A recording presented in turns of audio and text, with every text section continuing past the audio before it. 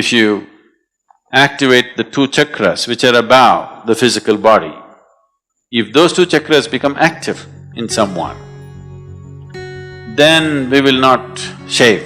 If you don't have enough hair, we will use cloth. You think I'm bandaged or something? And this is the reason lot of yogis die before they're 35, particularly ladies who have never shaved their head in their life. Suddenly one day, if they go and shave their hair, they will become mentally imbalanced.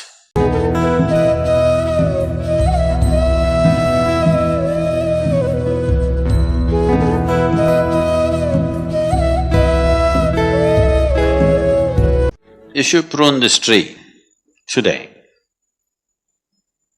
the tree will focus its energy towards the area that's been pruned. And you will see, suppose you prune this part of the tree and don't prune that, you will see in this part of the tree, the number of leaves that will come out in the next 15 days or a month is much, much more than in the other part of the tree. Have you noticed this? Yes or no? Because now that this is pruned, the tree directs its energy in that direction. The others it will leave and direct this way because here the leaf must come back. The same happens in your body. If you suddenly remove this hair, then you will see the energies will move in that direction. So people who are doing certain type of sadhana want that to happen. So people don't just shave their head whenever they feel like it. On the darkest night of the month, which is called as the Shivaratri, the 14th day of the moon's phases, one day before Amavasya, on that day they shave because on that day and the Amavasya day and the next day, when the energies are… naturally there is an upsurge of energy in the human system, we want to accelerate that a little more. So on that day it is taken off because there is sadhana attached to that.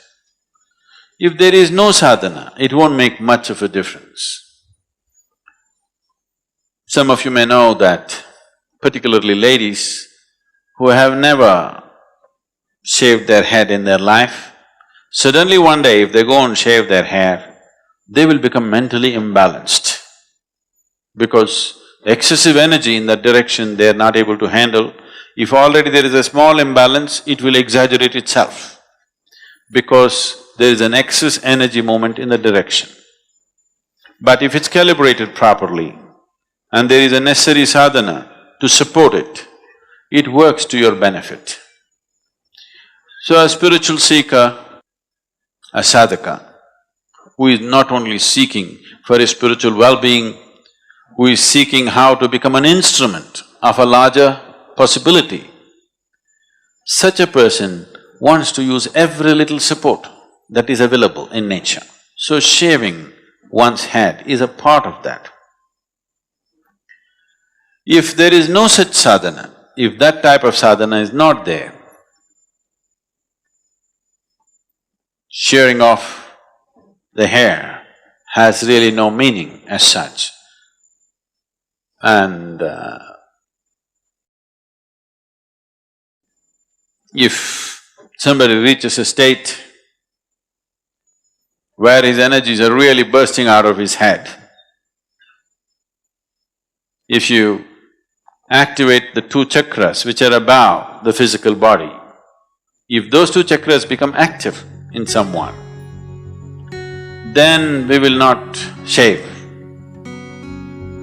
In fact, we would like to grow it and tie it up just above that so that it is protected and nurtured. If you don't have enough hair, we will use cloth. You think I'm bandaged or something? Yes, in my leg, but so, if there is not enough hair, then you have to use something else. But you will need that, otherwise there will be… once the two chakras above the physical body are on, it's a phenomenal possibility but it also makes your physical body little fragile.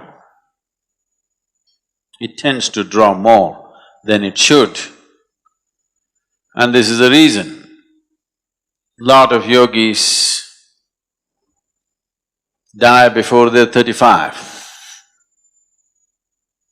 Because once they attain to a certain level of energy, if they don't know all the different aspects of the body, if they do not understand the mechanics of how the human system functions, if you do not understand all the tricks of the Creator, in how many ways He's made this so complex and sophisticated, because sophistication is not just to make it complicated.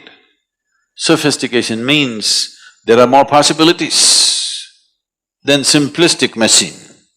This is a highly sophisticated machine, so once the energies have topped off, then it needs to be protected. If you have thick, long hair, that could be made use of. It's a natural garment. If you don't have, or if you're afraid you will lose your hair, then you dreadlock it. You know the dreadlocks you see in sadhu sannyasis, it can be done, I won't tell you how, because if you start going around with dreadlocks, that'll not be good. There is a way to get your hair into a dreadlock. So you do that, or you don't have that much hair, then you use something else.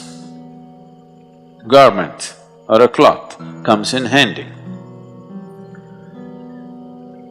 The nature of the body is such, the volume of energy that one neuron consumes in the body, in the brain, is many fold more than what one cell in the body consumes. So,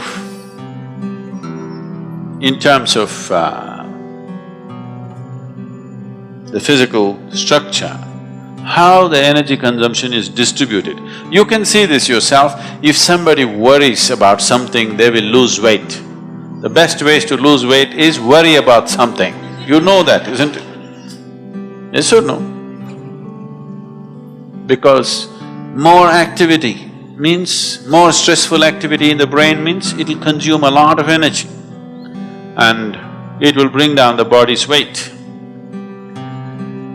So, the reason why Hatha Yoga is as important as it is simply to be able to conduct the body in such a way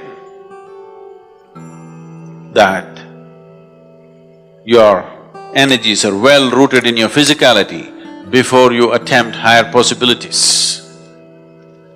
If one is not well rooted in his physicality, then higher possibilities will take you off from physicality. Taking you off from physicality means one may become less capable physically or he may leave altogether. Some of the Buddhist scriptures say,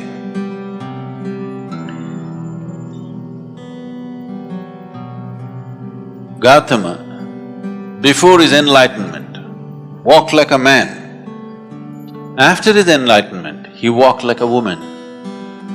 What they're trying to say is, the body became less. In physically, definitely a male body is little more than a female body. So he became little less. So he lost his manly capabilities and became soft because his energy shifted to a different dimension. That's what they're trying to say.